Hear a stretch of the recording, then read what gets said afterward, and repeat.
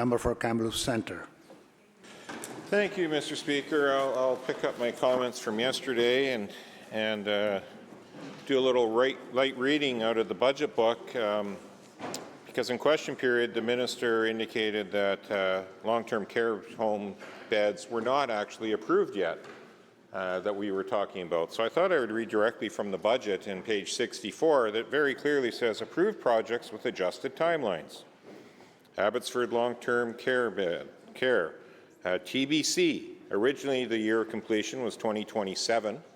One would think, given it's 2026, it was in construction, would have been approved. In fact, project costs to December 31st, 2025 of $25 million with an estimated cost to complete of $211 million.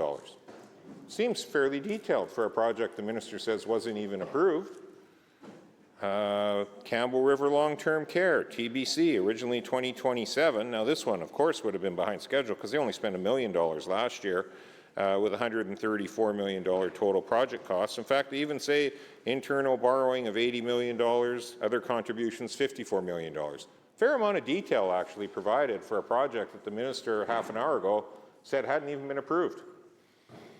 Chilliwack Long-Term Care, TBC, originally a 2029 completion, $8 million spent last year, $274 million total project, $246 million of internal borrowing, and $28 million from outside sources. Again, half an hour ago, the minister said that project had never been approved. Cottonwoods Long-Term Care Replacement, TBC, 2029 was the original date, $2 million spent last year to December 31st, 2025, $187 million project, $112 of internal borrowing and $75 million from other. Delta Long-Term Care, TBC, 2027 was the date for that project that supposedly had never been approved, even though it's under a heading that says approved projects with adjusted timelines. Apparently, TBC and adjusted timelines we're just supposed to shrug about. Now, the interesting part about this was Delta was $15 million last year, $180 million overall budget. The Squamish Hilltop Long-Term Care, TBC, that was a 2030 project. No money spent last year at all, but a $286 million project. Now, one would think if this government was actually managing capital projects, they would realize that almost everything's over budget and delayed in this budget book to begin with. So I don't take fault that they're trying to actually rein things in a little bit, but I find it interesting that they've decided to pretty much exclusively focus in on seniors housing. Seniors housing, long-term care with a slight healthcare component to it, obviously, so seniors can age safely, with dignity, in safety, all removed in this budget. Replaced with a home property tax deferral program that actually sees its interest rate skyrockets and actually changes how they calculate the interest, just so they can squeeze some more out. Now, I don't have this number confirmed. I would have to run it through a modulator, but somebody had indicated that what they originally had thought was going to cost them $45,000 of interest over the 20 years they were hoping to still be able to live in their home and use the deferral program will go from $45,000 worth of interest to $220,000 worth of interest. Now, I have to confirm those numbers, but it seems about right with the compounding nature of what has happened with this change. My point being, this government has had no problem extending deadlines on other projects. So why, when it comes to long-term care, did the government not simply say instead of 2027, say 2028 or 2029? We know they've extended the SkyTrain from Surrey to Langley by a couple of years. We know they've extended lots of other hospital projects by a couple of years. They've extended schools by several years. Substation upgrades have been extended by years. You name it. Agassiz-Rosedale Bridge Repair Project, it's been extended to 2029, and it's gone up in budget as well. So when the minister says, oh, but we can't afford the investment in long-term care, well, who's been government for the last 8 or 9 years watching the cost of long-term care beds skyrocket? It's been this government. And it's kind of like the 15,000 employees, and I'll get to that in a minute, that are mythically, and I say mythically because I have no belief that the government's actually going to cut those. The government is talking today in this budget like they had no clue that long-term care beds were more expensive in BC than anywhere else. They've been warned. They've been warned for years that, in fact, private sector long-term care beds are much more cost-effective. But ideologically, this government is opposed to that. So then go all in. If you're ideologically opposed, defend the extra cost based on that ideology. Don't punish the senior that is trying to get a long-term care bed. But that's exactly what this government is doing. On the one hand, they're so hell-bent on their ideologies, they literally don't care who gets harmed by it. In this case, seniors looking for long-term care beds. And there is a direct ripple effect. We have hospitals that are overcrowded in most of these areas that are listed. There's seniors waiting in an acute care bed for a long-term care bed. That pushes people into the hallway. So we have overcrowded hospitals. We have seniors getting inappropriate care because they don't require an acute care setting, so it's not a great way for them to be spending their days. And we have seniors desperate to just stay in their own home, as this government keeps saying. Stay at home, it's the best option. The only way they can afford that is deferring their property taxes while they live on a fixed pension, likely under the $50,000 threshold. And this government's response to those seniors is delay indefinitely all the seniors' long-term care home projects in the budget, turn around and play with the numbers on the home deferment, the property tax deferment program, take away, if you live anywhere outside of the 604, the $200 homeowner grant, hit their pension income with an increase in taxation, and tell everybody it's no big deal, even though it's going to bring in $500 million. And for the odd senior that might like to still sew or knit, we're going to tax those materials as well with PST because it doesn't exist yet. And for the senior trying to save a few dollars and doesn't have a cell phone and isn't worried about having 85 channels on TV, they just have basic cable, this government's going to go and tax that as well. They're going to add the PST. How proud must those NDP members be with this budget? I look forward to their budget speeches where they proudly stand up and explain to the seniors why this is actually good for them. How proud they must feel. I know that's probably went through their heads when they campaigned a year and a half ago for the NDP, that I want to form government so that I can increase taxes to seniors, so that I can slow down construction on long-term care beds. I bet you that went through every single NDP member's heads. We won't hear any of that, of course. No. They won't want to run offside, especially if they're on the backbench with the Premier's office. The cabinet members are going to want to make sure they don't run offside with the Premier to be subject to a cabinet shuffle. So they'll stand up and they'll defend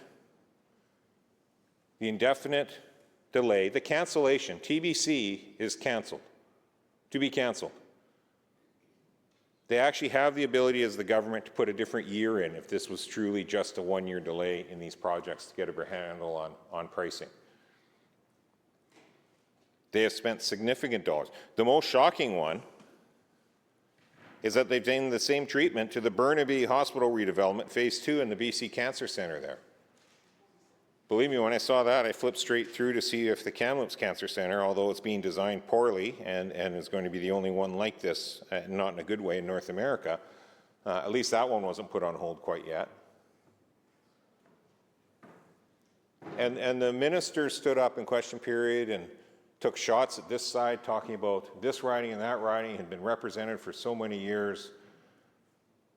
Well, it's interesting. Last I checked, Burnaby's been represented by the NDP for a long time. Talk about taking an area of this province for granted.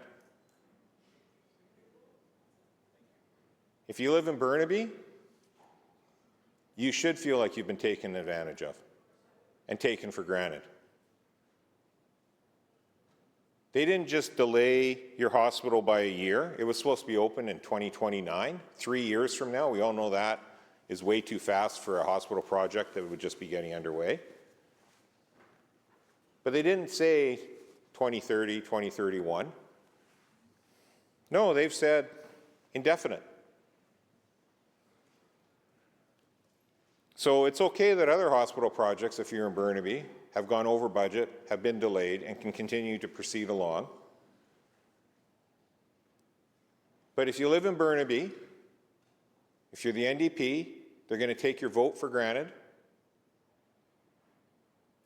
They're going to assume that you'll tolerate this, that you'll shrug it off, that you'll re-elect NDP candidates in that riding, even though they've caused a $1.8 billion hospital phase 2 change, in the same grouping that this minister says those projects have never been approved.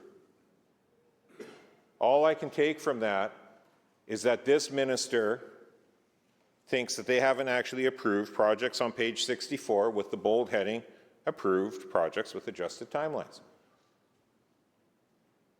Now, we're told we have to take what the government says. The ministers of the Crown would never mislead this House, so I will take that at face value, that the minister was not misleading this House, which means these projects are not approved.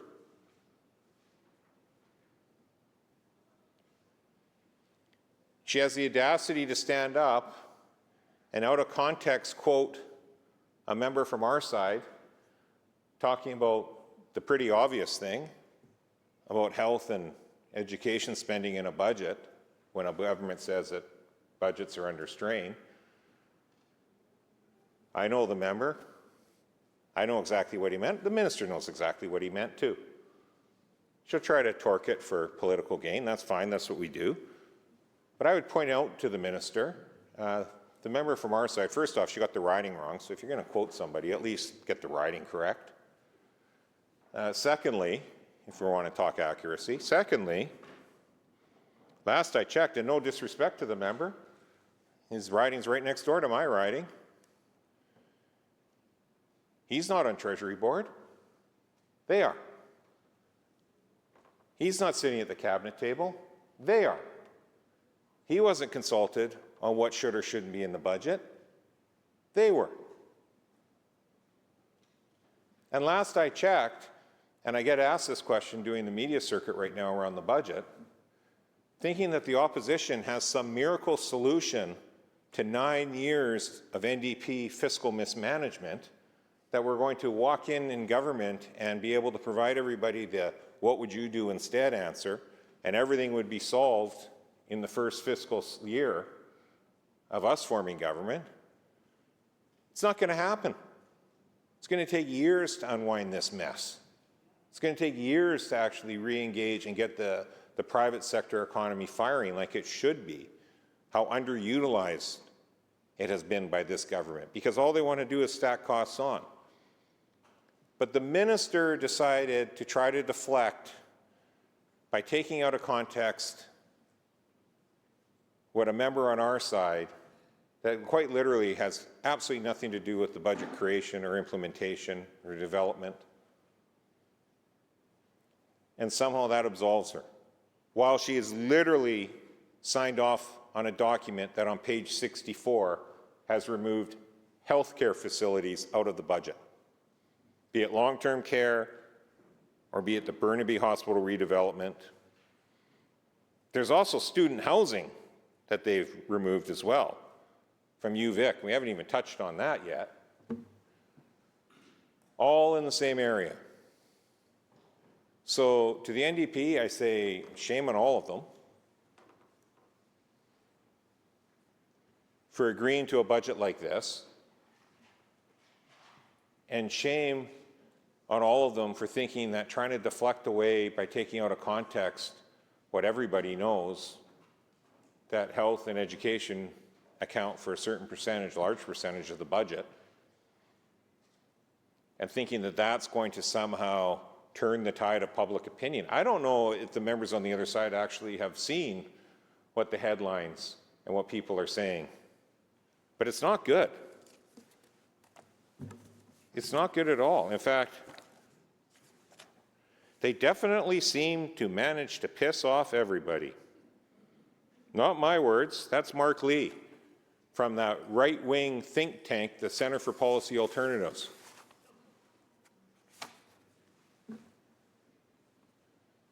That was his assessment.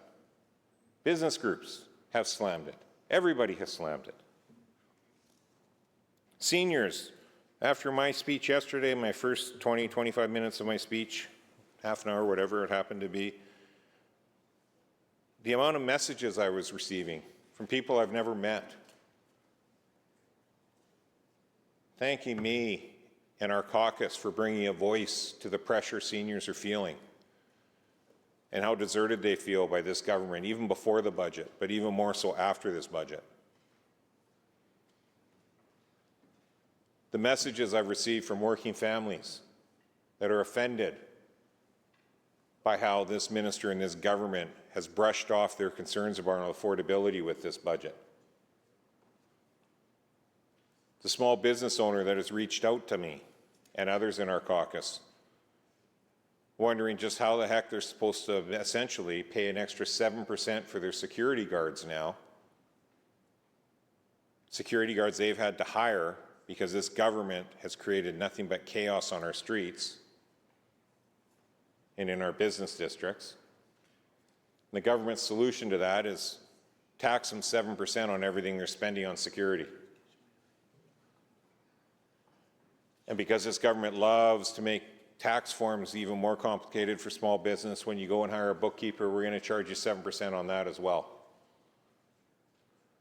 And then when you take your bookkeeper's work to the accountant so you can file your year-end tax statements, we're going to charge you 7% on that. And if your business, your small business happens to be that you're a home builder, guess what? When you go and hire an architect, you're going to pay 7% on that. If you need to do geotech on the lot you're building on, 7% on that. Sure sounds like a government trying to tackle the affordability crisis in housing. The same government that just canceled student housing at UVic.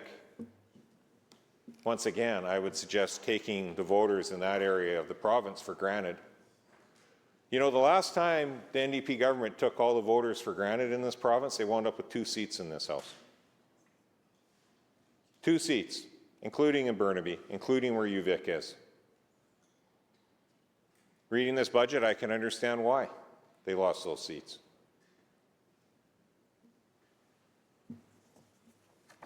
So that's the problem. We have a record deficit, record debt. We have a finance minister that presented a budget yesterday trying to paint a very rosy picture. None of it actually lines up. I mentioned the 15,000 jobs that are supposedly going to be lost. And the reason I say supposedly is the deficit in this year's budget, based on the government's own projections this time last year, was supposed to be $10 billion. Last year, they said they were going to be on a road to fiscal responsibility and a road to a balanced budget and a road to sustainability, fiscal sustainability. That was last year's budget, talking about looking forward. None of that has come to pass. So instead of a $10 billion deficit, which would still be bad, but at least it would be trending downwards, they actually had the audacity to deliver a $13.5 billion budget yesterday, showing, guess what? Guess what's going to happen next year, folks? Oh, the deficit's going to drop to $10 billion. Have we ever heard that before from this government? Not going to put a lot of faith in that projection. They talk a good game about cutting 15,000 jobs out of this budget over 3 years. Keyword being over 3 years. Because they won't tell us what they're going to do in year 1. Apparently, they've developed a whole budget document of 174 pages with complex charts and data in the back and assumptions, all sorts of things to calculate out how to get to their expenditures and their revenue projections. They've accomplished all of that, and there's no targeted timeline for the 15,000 employees. They won't tell us how many on any given year. They won't tell us if they have budgeted for it to be buyouts or if it's going to be attrition, if it's going to be a combination. They say all the right stuff. They say it's going to be that, but they don't actually say what the fiscal plan actually has been built into it for. And the Premier and the Finance Minister talk as if they don't know where these 15,000 employees came from. Now, I don't take issue with any of the employees. But the Premier is talking like somehow the opposition hacked into the government's Indeed WorkShare account, and we did a 15,000 job postings that the government was unaware of, and they went ahead and filled these 15,000 positions, and then the Premier woke up right before the budget and went, wow, where did all these people come from? But that's not the case. The Premier had the password to the Indeed account. And they kept hiring and hiring and hiring. I stood in this place in 2021 as the last speaker to the budget that year for the opposition and highlighted that the public sector was growing too fast and it was brushed aside by government. And the Premier was the Attorney General at the time. And every year after that, we have been shining a light. Member after member in this place has been talking about the unsustainable growth. It was just last year that BCGEU was warned about the unsustainability and what may or may not happen going into contract negotiations. And then this spring, the same has happened again. Not by the opposition, finally, but top-level bureaucracy is now saying, this is not sustainable. And the Premier's response has been one of shock and surprise, as if he hasn't been there this whole time, creating this mess in the first place. So when I get asked, what would you do different? First off, I wouldn't have created the mess that they're in. That's a big first step, but now we do have a big mess to clean up. And there's just simply no way to do it quickly.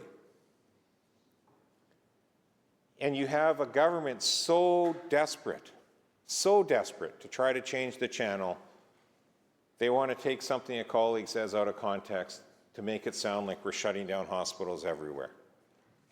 But it's not just the finance minister that does that. I've seen the forest minister do that in tweets, saying he was out door knocking and it better be the NDP or the BC Conservatives will start closing hospitals. How ridiculous of a statement is that?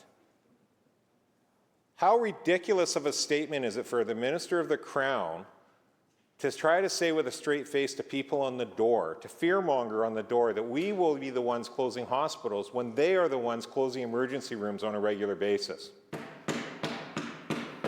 How ridiculous is it for a Minister of the Crown to be saying that when on page 64 of his own budget document, they've removed a whole hospital expansion in Burnaby that the minister just said today was never approved, despite already spending $45 million on it.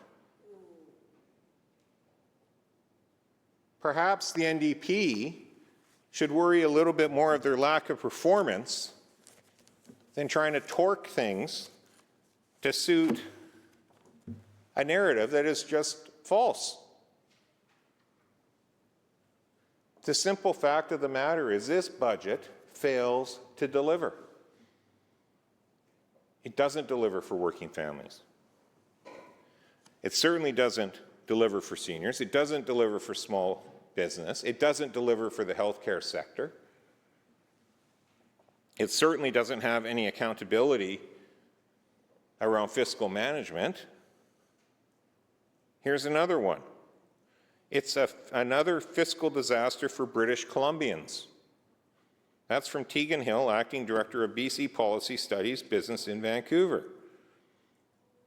They also say the BC government's disastrous fiscal position has led to higher taxes, the last thing British Columbians need. Bridget Anderson from the Greater Vancouver Board of Trade. The cost alone to service the debt is at $9 billion. How on earth is any credit rating agency going to look at this and not do another downgrade to British Columbia? That's $9 billion if this government actually sticks to the 3-year plan that they haven't been able to stick to all the way along. That means in a couple of years, it's not $9 billion, Mr. Chair. It's going to literally be in double digits debt servicing, which leads to decisions like canceling long-term care beds. Newsflash for the other side, that's closing healthcare facilities. Not doing the Burnaby redevelopment phase 2 and the BC Cancer Centre that goes with it. I guess this government wants to get back to sending people to for-profit hospitals down in the United States for cancer treatment, like they had to do while accusing us of two-tiered American-style healthcare. Again, they never want to be judged on their own actions. They literally try to mirror their actions back on us as if we're the ones doing it. We agreed that people should get cancer care as fast as possible, and if it had to be down to the United States, we agreed with the government when they had to do it. But it was the government that created the situation for that to have to happen in the first place. It wasn't the opposition, it was the government. So riding after riding in this budget, the NDP are taking for granted. And it's interesting because I get asked that at home a lot. Well, maybe if you weren't in opposition, would Kamloops get more or not? They're actually laying the boots to their own ridings as well. But not in a good way, because they can't manage a budget. So let's look at spending decisions. So we have a $1.8 billion Burnaby Hospital redevelopment phase 2. $1.8 billion. If you go to transportation, and if you check things like, I don't know, the Surrey to Langley SkyTrain station and project, which everyone agrees is needed, and we want, that's behind schedule. It's also $2 billion over budget. Now, I often say, well, if they only manage that capital project properly, how many schools could you build in Surrey and Langley for that $2 billion that are desperately needed? How many extra construction sites of employment does that create while still creating a public good? In this case, you can draw a direct line. That $2 billion would have enabled the Burnaby Hospital to continue. But we have a government pointing their fingers back at the opposition as if we somehow had something to do with them not managing capital projects properly. It's laughable in the extreme.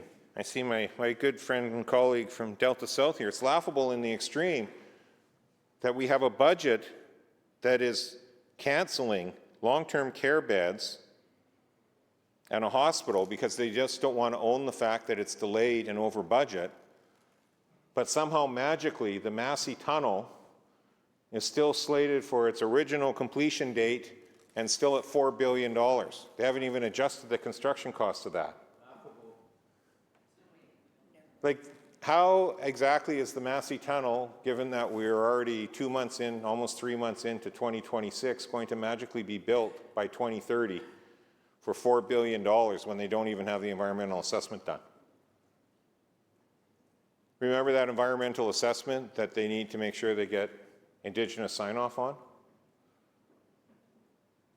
And under DRIPA, I do hope that they ask for all the way up to Fraser, where all those nations that rely on salmon get asked what they think about dredging and a tunnel being dropped in where the salmon swim right past. Yep. Or is it just within 50 kilometers? Is that what they consider adequate? We don't know because they won't tell us. That's the problem with this budget. Unfilled promises and a full-on attack on seniors, working families, and small businesses. talk about accountability and the fiscal mismanagement in this. Just think that this is a government that now is wanting to change not only the merits commissioner being removed under the guise of saying, well, they've never found an issue with our hiring, so we're good, we don't need them. Oh yeah, that'll keep things on the straight and narrow then. It is ridiculous to say that because the oversight, the office actually created to make sure there's proper oversight is working. Maybe it's because it's something that's actually working properly in government, that they're not sure what to do about that. So the easiest way for them is just to remove it. But the bigger, well, not bigger, they're both big, but the other transparency piece that's a big concern is, and they laughed yesterday. They laughed yesterday, the government, especially their backbench, was chuckling away when I pointed out that on page 64. So for the viewers at home, in the budget book, when you look at a project and it's either over budget or delayed or both, you read it and not only does the name of it get put in bold, but if the year of completion is changing, that gets put on bold, either faster or slower. Let's be honest, though, everything's slower with this government, not faster. And then the project cost gets put in bold as well, if it's changing. So when I highlighted that the approved projects with adjusted timelines, none of them are bolded. These are all the long-term care in the hospital that have been essentially canceled by this government. The year of completion has changed to be from 2027 to TBC, but that's not bolded.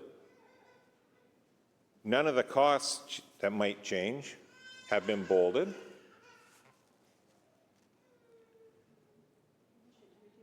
Yeah, I think that little one read the budget before they got here. So none of it was bolded because the government actually didn't want anyone to really notice this. They wanted us just to skip past it. And why that's important is because in this budget, they also want to change the Budget and Transparency Accountability Act. And so the pages I'm reading from right now are all projects valued at $50 million or more. And the government finds it too onerous to have that transparency where they print a list of their projects with the completion dates and the cost listed.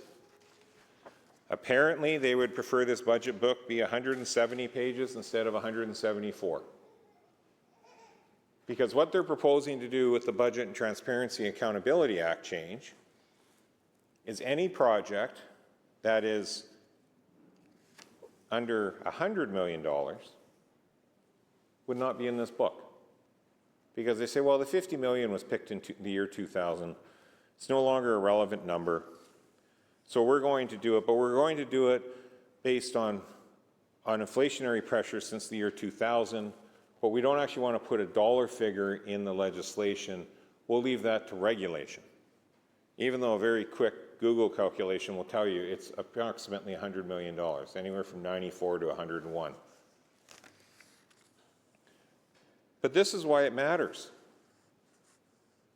If you're a parent with Burke Mountain Secondary and students going there, and your school was supposed to be open in 2025 or 2026, would you not want to know that it's now highlighted in bold for 2027? And if it's a new build, that it's now 2030? And $73 million under the new rules, you wouldn't even know what the timeline of that school is. How do you plan if you're having a family and you have young kids already, which neighborhood you want to move into, if you're not even sure what year the school is going to open or reopen? Because most schools are under the 100 million. Secondary schools aren't for the most part, but a lot of them are. Centennial Secondary was done in 2017, granted. Still in this book for some reason. New West Secondary was 107. But this is the thing, if they want to clean up the process, why hide? Why focus on a year talking about cuts having to come? Make your legislation about getting rid of a merit commissioner with a premier whose office is stacked with patronage appointments and consultants. Makes one wonder what the cabinet actually does with the number of consultants that are advising him outside of cabinet.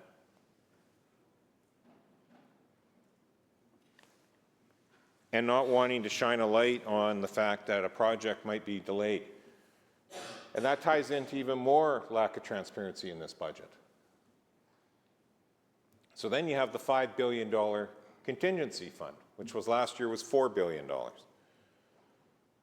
The government won't tell us what it gets used for. They'll use very general terms. They'll say for fire, flood, emergencies. Legislatively, they could get that money whether they had the contingency fund or not for fires and floods.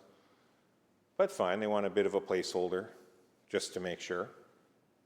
Used to be around $1 billion. Then COVID hit. They identified $3.2 billion, $3.5 billion for COVID.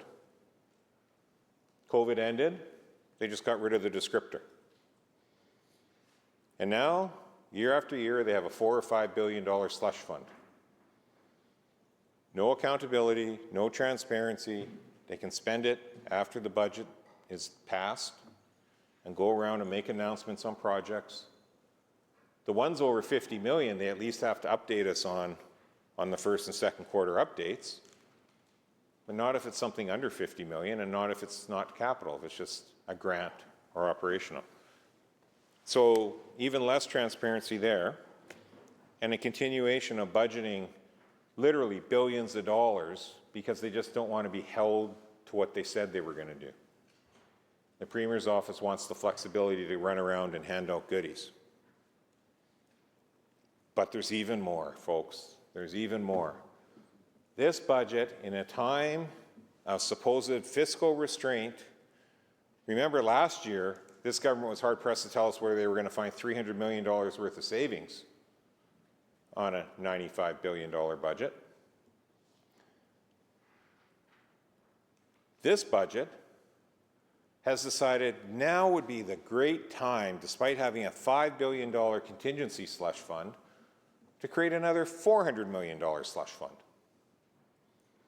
And this one is pure, unadulterated slush fund. There is no other way to put it. It's $400 million controlled by the Treasury Board, i.e. the Premier's office, to do with whatever they want. They can do low-interest loans, not to seniors that want to stay in their home on deferred property taxes. Apparently, they need to pay prime plus 2%. But if you're a friend and an insider to the Premier, you can get yourself a low-interest loan out of this $400 million slush fund. But if you don't even want to have it as a loan, you don't want to pay it back despite nominal interest being on it, you can just sweet-talk the Cabinet and the Treasury Board, the Premier's office, and under this provision, they can just give you a grant. They can just give you a grant. Because there's apparently not enough ways for government to funnel money into pet projects out there. We need to create a whole new system with a whole new pot of money, almost the same amount of money going into this pot that they are taxing seniors with the income tax changes. So I'm sure the seniors are thrilled to know that actually what they're funding with the extra tax on their fixed income pensions is a slush fund for the Premier to ramp up for an election. I'm sure that'll make the seniors feel really well. But it's at Treasury Board's discretion. And here's the irony. When John Horgan was the Premier, guess who got fired from Treasury Board? The current Premier. The current Premier was removed from Treasury Board by Premier John Horgan. That current Premier is now setting up a $400 million slush fund that will be administered by Treasury Board. Like, you can't make this stuff up. Oh, and they also changed under the guise of COVID that it was too onerous to get full Treasury Board approval for things. So the chair or the vice chair could just sign off and then just inform Treasury Board at a later date of the decisions that were made. So it'll be interesting as we dive into that to find out if those rules still stand in place or not. Because I remember questioning Selina Robinson at length about that before she was fired by this Premier, about the provisions and the extra powers that was conferring on Treasury Board. So there's a lot that's happening around Treasury Board in this. It's bad enough they have the $500 million NBC high investment angel investment scheme that they're hard pressed to high risk investment scheme that they're hard pressed to show any investments in. It's had a lot of administrative costs paid out, but hard pressed to show any real success out of that. They really wanted to have something around grants and boosting low interest loans for innovation and things. They already had an investment vehicle. They could have put the money in there. But no. They need to create a standalone, brand new $400 million slush fund for the Premier to play with as he tries to find an election window. And let's be clear, that's exactly what this is. So if you're a senior at home, while you're contemplating paying more tax, PST, on your basic cable, having to now pay PST on your landline, having to pay PST on any material you buy to go sew clothing, or PST on any yarn you go to buy to knit clothing for your grandkids or kids, or just as a hobby to pass the time, in your home that you've owned for 40 or 50 years that you thought would help you retire comfortably and safely, as the government's always telling seniors to stay at home as long as possible, and you're now finding out that the tax deferment plan you had for your property is now going to have compounded interest and interest rates that went up by 4% overnight without any warning or discussion. And if you're a senior that lives outside of the 604, you're going to be paying an extra $200 in property tax because the government has removed a $200 property tax homeowner grant from you in this budget. And if you're living on your fixed pension income, you're going to pay the brunt of the $500 million extra they're going to collect off of this, that tax change. And if you happen to be just slightly above $51,000, they're not even bumping that up, so you stay in the lowest tax bracket, so you can pay extra on that because they froze the tax brackets this year to collect an extra $600 million. If you're one of those seniors, to you, I say if you ask why they need the money and where it's going, phone or email the Premier, because it's going to his slush fund of $400 million that him and Treasury Board will be able to give out in the form of low-interest loans and grants. And if anyone thinks that it's not all for grants, I have a bridge to sell you. But we tried selling this government a bridge, and they rejected it for a tunnel. That bridge actually was going to be $2.9 billion instead of the $3.5 billion in the budget. Fixed price contract, ready to sign. This government could have signed it when they took office. Instead, they canceled it. That was 2017. Yep. 10-lane bridge. Yep. Room for high-speed transit on it. Yep. $600 million under budget. And what do we have instead? We have 6 long-term care homes. We have 6 long-term care homes and a hospital being canceled in this budget instead because they say they don't know how to actually spend capital dollars wisely or effectively. There's your contrast between how these two sides of the House do things. Would have been open, but this government's response instead was actually to spend money on the Steveston overpass, which, despite warnings, they forged ahead to do it. And yes, those improvements are needed, but the improvements they're doing right now are being done at such an elevation that it makes a bridge impossible without ripping that whole interchange out again. And they did that knowingly. So if you're going to make that decision, get on with the tunnel already. If you were going to do that Steveston interchange and lock it in, that design and the tunnel in, just get on with it. You're the government. Waive the environmental assessment at that point. You've committed yourself to a tunnel. And all you've done is created gridlock. Now, arguably, the new tunnel would have the same lanes for rush hour heading in one direction that the current tunnel does. So I'm not sure how much it's going to ease traffic. Kind of like when they just opened the Patello Bridge and replaced an 80-year-old four-lane bridge to account for 80 years worth of growth and any future growth in the Lower Mainland over, I'm assuming, the next 80 years. You would hope that bridge lasts that long. Their answer was to replace the four-lane bridge with a four-lane bridge.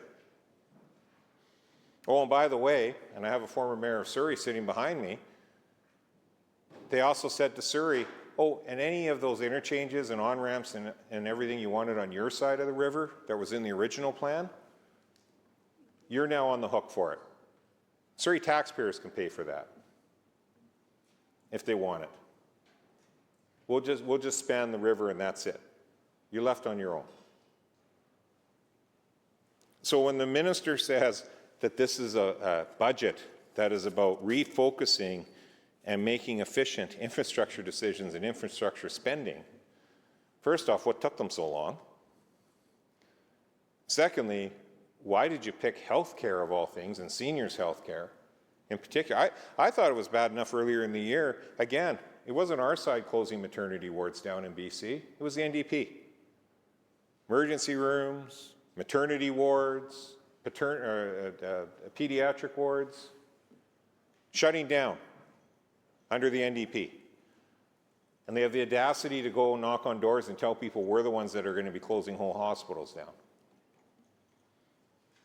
I thought it was a bad enough full-on attack on women's health over the summer and into the fall as we saw the crisis unfold with OBGYN services across BC. Because again, that's not just to do with giving birth, with maternity. That's about a wide range of women's health issues when you're talking about an OBGYN. In fact, the vast majority of women, the least interaction they'll have with an OBGYN in their life is while they're pregnant. It's all the other medical needs that women have. I thought it was bad enough this government had turned their back on women's health as badly as they had. They're now apparently turning their back on seniors' care and seniors' housing and seniors' affordability. The government that's supposed to understand how pensions work seems to think that seniors are living the life of Riley with their fixed pension incomes, and they can pay some more, as the minister said. It's minor. Well, it's enough money to fund the Premier's slush fund. The mental health budget, $3 million cut from that. Again, from a government that will turn around and try to lecture this side of the House on what we would or wouldn't cut. I'll tell you, if we didn't need to find the $400 million slush fund for the Premier, you could fund a whole lot of these cuts that I'm talking about right now. You could fund $3 million for mental health that's being cut. You could help small businesses with their crime and safety. You could do all of that. That's about making a decision of prioritization of scarce tax dollars. This budget's tax increases make BC a less competitive place to do business, says Ryan Mitten, CFIB's Director of Legislative Affairs for BC. Small businesses are telling us it's simply too costly to grow right now, and new taxes like adding PST to professional services do not help. Nearly 2/3 of BC business owners tell us they would not recommend starting a business today. That's the business environment that's been created by this government, and they have completely ignored the pleas from small business with this budget. Again, if we just focus in on the $400 million slush fund that the Premier demanded be in this budget, you could do a lot of good with $400 million on all these smaller pockets of money that are going to feel real pain, that are helping real people in their communities. But that wasn't the decision and the choice of this government. They turned around and said, well, the Premier's office said, I need a $400 million slush fund. And by the way, I want to make sure there's no oversight of people I hire, so let's get rid of the merit commissioner as well. So I don't want to be encumbered heading into an election season on who I hire for what purpose and who I give money to for what reason.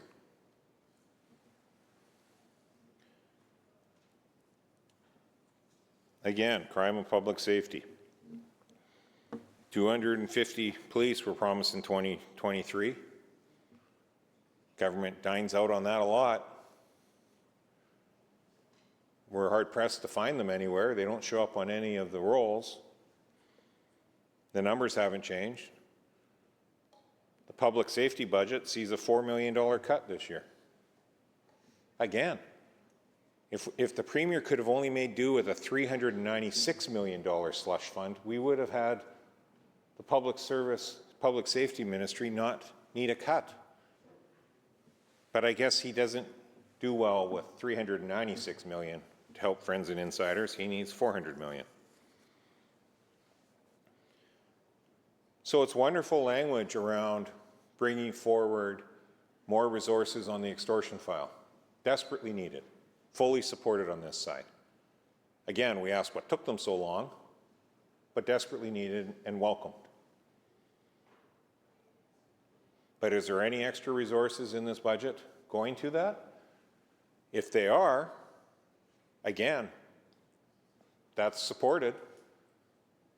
But then in the interest of transparency, tell these other communities what resources and what priorities are being walked back. Because if you haven't increased the budget and you're trying to expand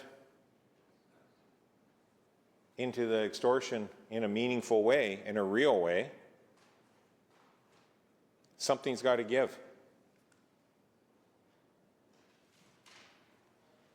Again, imagine if the Premier, instead of asking for $400 million slush fund for his friends and insiders, had stood up in Surrey with this budget and said, we have $400 million to fight the extortion crisis.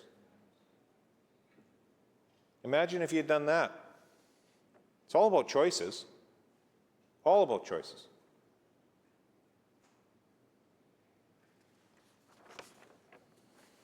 Maybe he'll have a friend and insider that gets to his ear and that's how it turns out to be after all.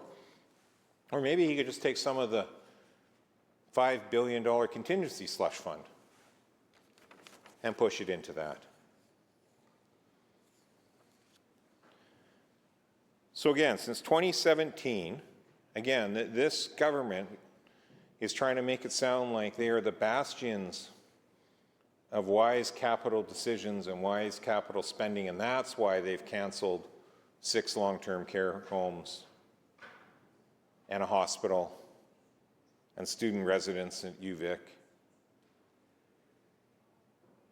That's what they want you to believe. So let's just look at the numbers since 2017, shall we? Since 2017, they are over budget by $17.3 billion on $80 billion worth of projects. It's a 25% cost overrun. They are also behind schedule. When I first saw this number, I thought it was days behind schedule. And I thought, oh, maybe it's just days behind schedule on average. Because that would work out to be most projects are about a half a year behind schedule. So I thought, oh, okay, well, that seems reasonable. And then I had to recheck with staff and recheck with staff. So no, the construction delays on those projects. I remember, this is in the backdrop of a government saying they have canceled these long-term care housing projects because they're going to reshape how they deliver capital projects now. Those delays are 158 years. Fast track. 158 years. This is a government that had passed legislation recently saying they're going to fast track schools. They still haven't come up with the regulations on the fast-tracking legislation. So they can't point to one school project that has been started under those bills provisions. They said they needed Bill 15 to fast-track major projects, but they still haven't got the regulations for those in place 8 months later. They said they needed Bill 7 to run roughshod over everything and actually override every law of the land. Let's not forget, in Bill 7, this government, under the guise of the threat of the United States, wanted to change the legislation that said they could override every law, including what we're doing right now. They would not have to present a budget. That's what they said they needed to fight the tariff war. They had to back off from that. So when we talk about lack of transparency and power grab and concern about things like $400 million slush funds and $5 billion contingency slush funds and getting rid of a merit commissioner, all within the same budget, that's on a backdrop of saying, don't worry about it, the tax changes really aren't that significant. And oh, by the way, in question period, despite the fact, page 64, that says these projects have been approved and have been in previous year's budgets, we have a finance minister that stands up and says, those projects haven't been approved. We haven't spent that $100 million on those projects already. The opposition's making it up, apparently. We're just making this all up. Every time we read from their budget book, we're making things up. I can remember asking for 3 years for them to point to the page number that the Surrey Hospital was in. 3 years. They couldn't because it wasn't in the budget. It's a simple request. Is it in the budget or is it not in the budget? Now, the Surrey Hospital would have been over the $50 million threshold, so at least that would have had to show up. But it wasn't in the budget. Not for 3 years. It eventually made it in the budget. And that's the other piece of transparency, the fact that they want to remove the threshold to actually report what's going on in their own budget. So we have borrowing out of control. We have a systemic operational deficit that is unsustainable, not by my words, although I have said that for years, by their own head of the public service. Again, these are government documents and government voices saying this. This isn't the opposition. This is the Centre for Policy Alternatives, which is a well-known and respected, you may not agree with them, but they are respected, policy think tank, the Centre for Policy Alternatives. There's the Fraser Institute on the right side of the equation. There's the Centre for Policy Alternatives on the left side of the equation. Each has a set of economists and policy people that have a slant on life, absolutely, but they're good at what they do. They know their stuff. They're qualified. Their own economists, their own senior economists, I'll paraphrase this part, says that no one's happy with this budget. It's junk. It's a junk budget.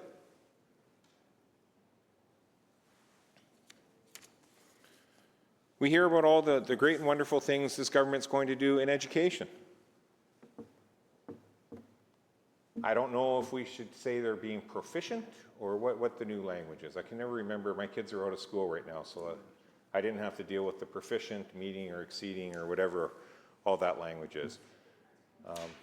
I came through on letter grades. Most parents I know would like to see a letter grade. Actually know what's going on in the school a little bit.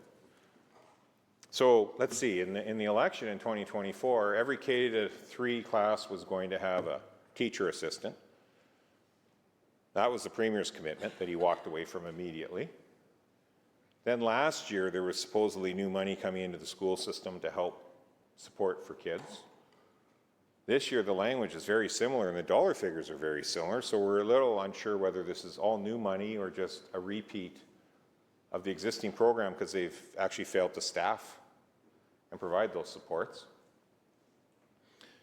And in the backdrop of that, we have numeracy levels dropping. We have literacy levels dropping. We have more and more kids going undiagnosed and struggling in classes, which is not fair to that child, and it's certainly not fair to the rest of the class and other young kids in those classes. because they can't get access to get a proper diagnosis and proper treatment in place to help them. So the time for those words has long since passed from this government. Those words do not provide solace to the parents. And then, in the backdrop of all of that, kids struggling, parents struggling to try to even get a diagnosis, this government has the bright idea to cut funding in this budget to kids with autism. Not all of them. And it's good that they're expanding which kids can actually access help and support, kids with FASD and other neurodivergent issues. I support those kids getting help, absolutely, and their families. But give them the help they need. Don't take it away from someone else that's already getting it.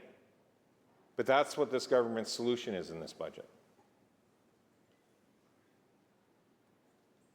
Take away from one set of kids to give to a different set of kids, put the whole system into chaos again with a cohort of kids that can least tolerate that type of change in their lives, that can least tolerate a different care worker coming to help them instead of the one they bonded with. We all know this. I know the NDP knows this. Yet they've agreed to do the exact opposite in their budget. Imagine if the Premier would loosen up his $400 million slush fund and give that to kids with autism and their families and other neurodivergent challenges.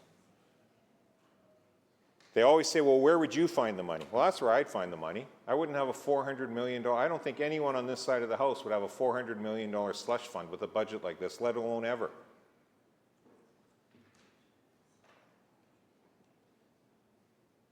It just wouldn't happen.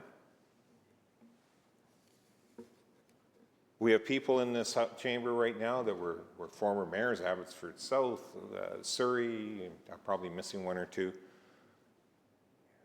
We didn't have slush funds as mayors. We still managed to run our cities.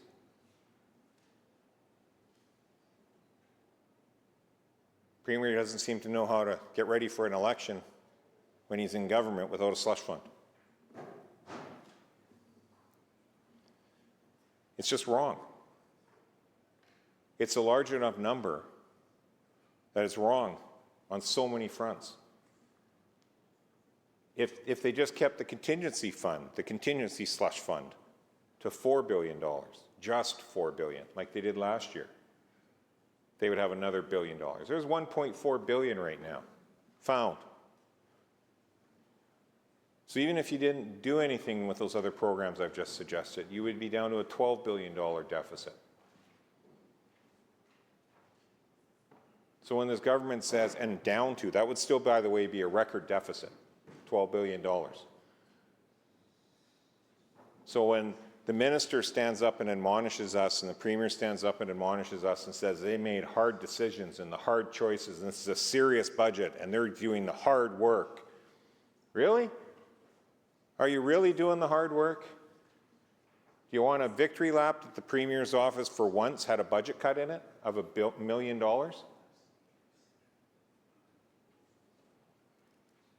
Last year, they said they needed $4 billion because they needed to solve all the public sector contracts. Fair enough, that's how it gets done.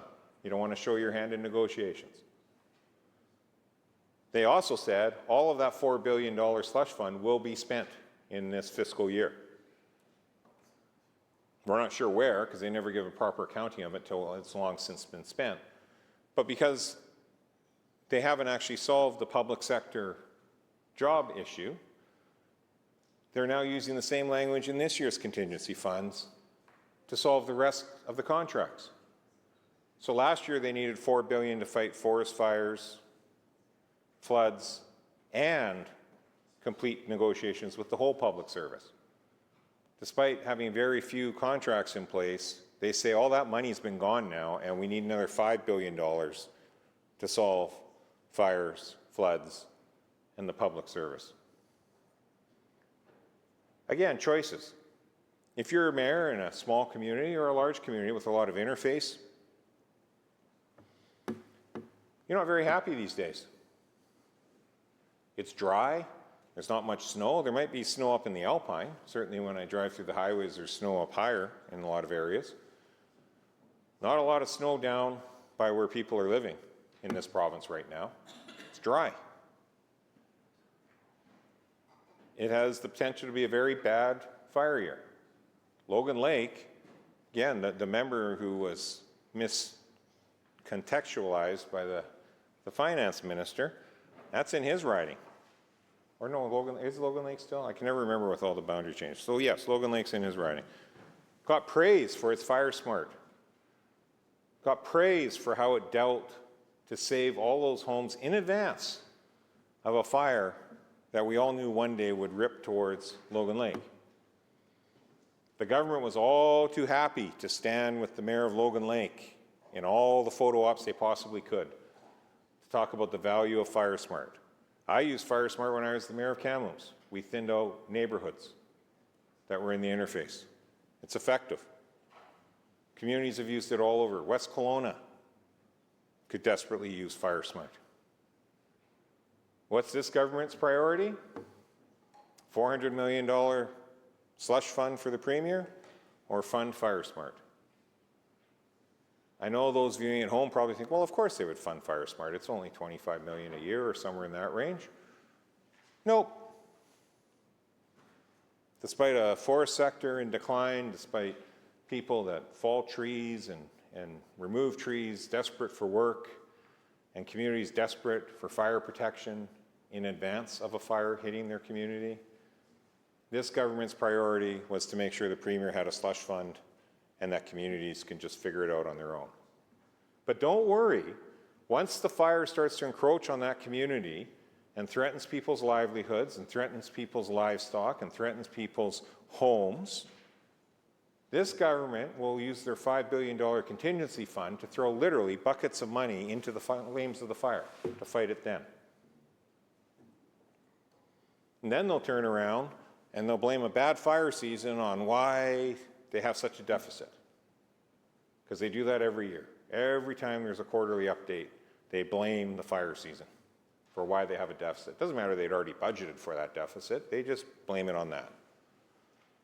Doesn't matter that taxes are lower, that the economy is softening, that mill workers are out of work. None of that matters.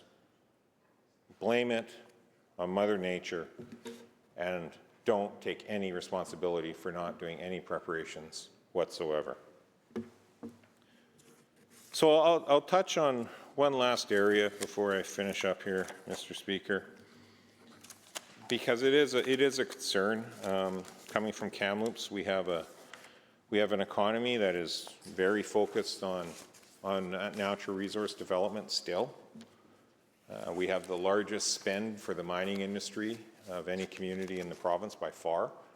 We have all of the big service groups, the Finnings, the Brants, all of those. Cal Tire has the big tire retread plant there, so they get those massive haul truck tires done in Kamloops. So we have a lot of spin-off from mining. 80% probably of Highland Valley Copper employees live in Kamloops. We have New Gold, although there was some job losses there recently. We have the Kruger Pulp Mill. We have the Tokal Plywood Mill. We have a mill in Savinaw. The Kruger Pulp Mill helps Interfor at Adams Lake go. It helps, well, not as many mills because there's not as many mills open anymore, but it helps a large region of mills stay in business because they take what would other be a cost item to that mill, the chips and the hog and the sawdust, and they use it. So we are a very resource-dependent community despite our size. But we also have a thriving tech sector, and life sciences, and university, and government jobs, and courthouses, and on all of that goes with being kind of a hub city with not a lot of population within 45 minutes of us, so it draws a lot of that in.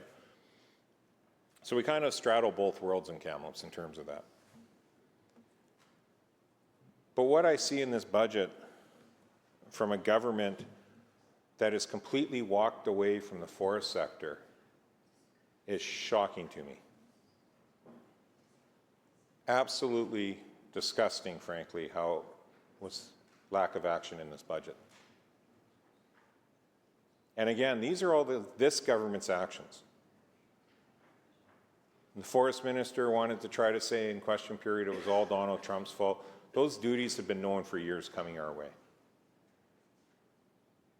It was John Horgan in 2017 that said he was going to Washington to solve the softwood dispute, and instead came back and we ceded the chair of the softwood panel to one of the maritime provinces. That's the NDP's history on this file, starting from when they took office. Not saying it could have necessarily been solved, but that was the big promise. That was the commitment. 2022, we were still collecting $1.8 million off of the forest sector. This government, in their 3-year fiscal plan that year, showed the next year was going to be $800 million and the next year was going to be $800 million. They had already planned for a $1 billion drop back in 2022 of revenues from the forest sector.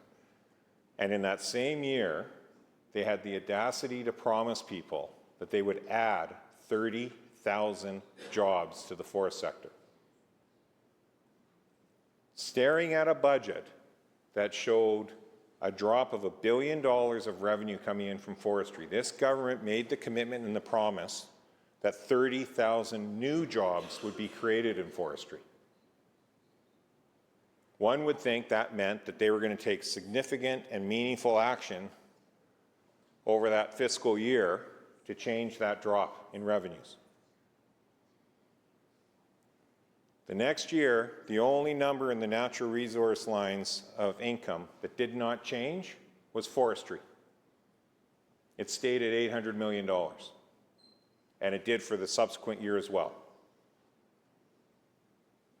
Everything else moved around, global markets, you name it. Everything else moved up a bit or down a bit. They kept forestry at $800 million, while still promising 30,000 new jobs. And then again. And then it was $600 million.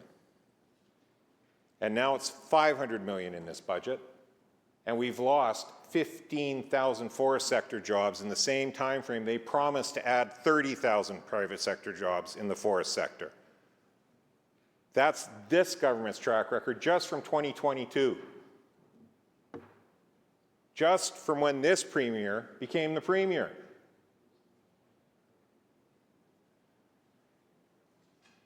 Big promises, nothing in the financial plan to back it up, and try to point the fingers back to something that may or may not have happened in 2002.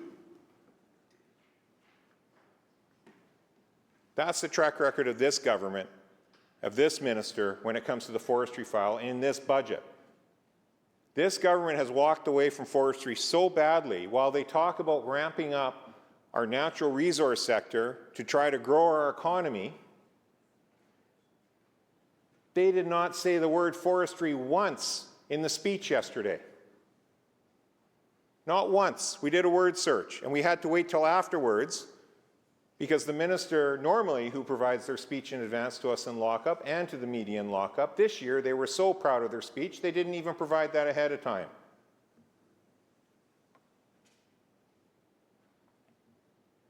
Not once was forestry mentioned in the budget yesterday.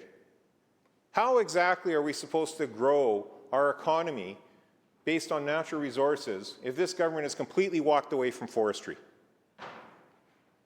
If they completely ignore everything industry keeps saying year after year after year. If we lose another 5,000 forest sector jobs, I have news for the government. That means they have to find 5,000 more other mining jobs or LNG jobs just to replace the ones they lost before there's a net benefit to the province.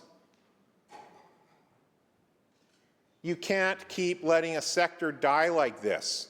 You can't stay holed up on Vancouver Island in Vancouver saying that you understand the forest sector by visiting a town once in a while. The minister's next tour will be a tour of shuttered mills, because there's going to be more mills shuttered under his watch than are still in operation. But this government doesn't seem to get that. So they say all the right things. They say they're going to grow the economy by firing up the natural resource sector. How exactly do you do that if you're going to keep losing thousands of jobs in the forest sector? You're just trading one job for another. That's not growth. That's static. That's not accelerating GDP growth. That's just being content with being average and mediocre. That's not going to get you out of a hole. I have news for the government. I agree, you can't cut your way out of the hole that they've created for everybody. You actually have to grow the economy. And you can't do that with a forest minister and a government that ignores the industry to the point it's almost closed.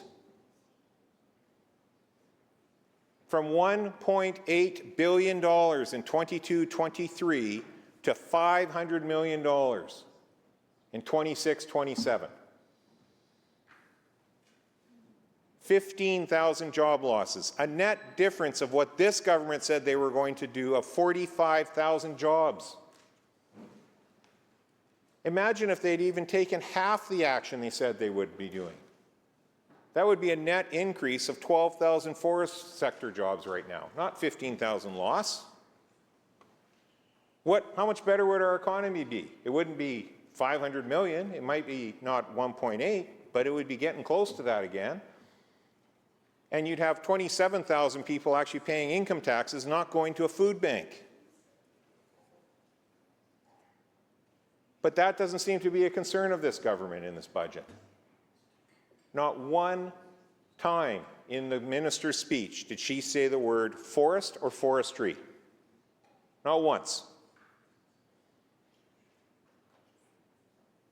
So we have a full-on attack on seniors and their affordability. We have a full-on attack of working families. We have a full-on attack of small businesses in this budget. We have a forest sector literally begging for help from this government, and they can't even be bothered to say the word in the budget. And they expect us to believe that they're going to grow the resource economy in this province. It's shocking how heartless this budget is, how mean-spirited this budget is, how an NDP that is supposedly there for the people has literally walked away from every group they have ever said they are there to defend. Most of those forest workers are unionized. They don't want a transition or an early buyout. They just wanted a job. They wanted the pride of a hard day's work and the pride of going to the grocery store and paying for their own groceries.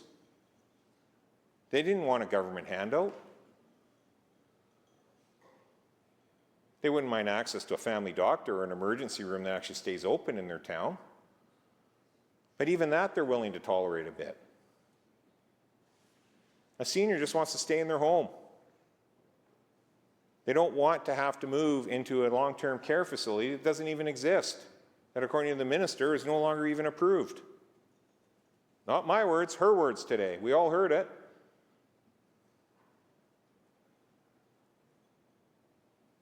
People just want to be able to watch a basic cable package so they can watch a little bit of sports and a little bit of news on TV, and this government says, why don't you pay us 7% more for that privilege? Rural BC, I have news for all the urban-centric NDP MLAs. A lot of people in rural BC still have really bad cell service, so guess what they like to rely on? A landline. So you've taken away rural BC's $200 property tax homeowner grant, and you've replaced it with an extra 7% tax on their phone bill for their landline. That sure is going to hit the point for them. By every measure, this budget has decided to dip in the pockets of everybody in a way that they use things in their daily, everyday life, and the government has tried to pretend it's no big deal. It's several billions of dollars a year that we're talking about, all those measures I just mentioned. Predominantly on the backs of seniors, especially low-income seniors, who don't have the flexibility to go get a second job or even a first job, even if they wanted to or were able to. That's what this budget has done. It has hammered the people that need the help the most,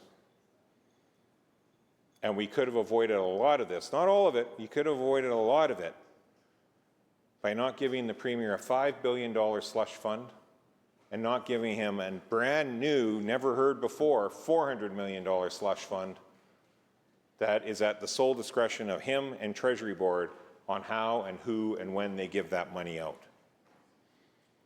That is at its core what is the most objectionable thing about the priorities of this government and the decisions they made in this budget. So when we get asked, what would we as BC Conservatives do differently? We wouldn't be cruel to seniors. We wouldn't hammer hardworking families. We would actually support small business.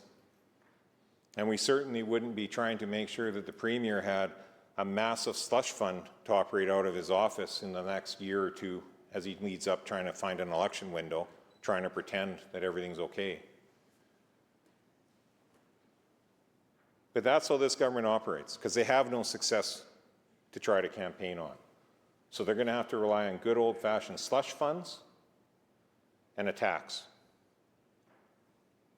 So they'll make things up. They're going to make things up saying that we're closing hospitals despite the fact it's their budget that actually has a hospital project removed.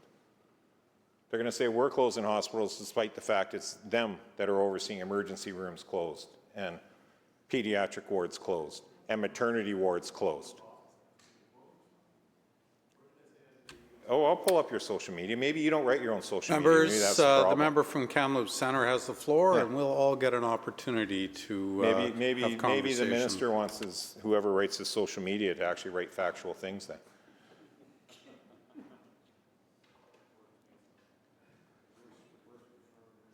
But that's exactly what this government does.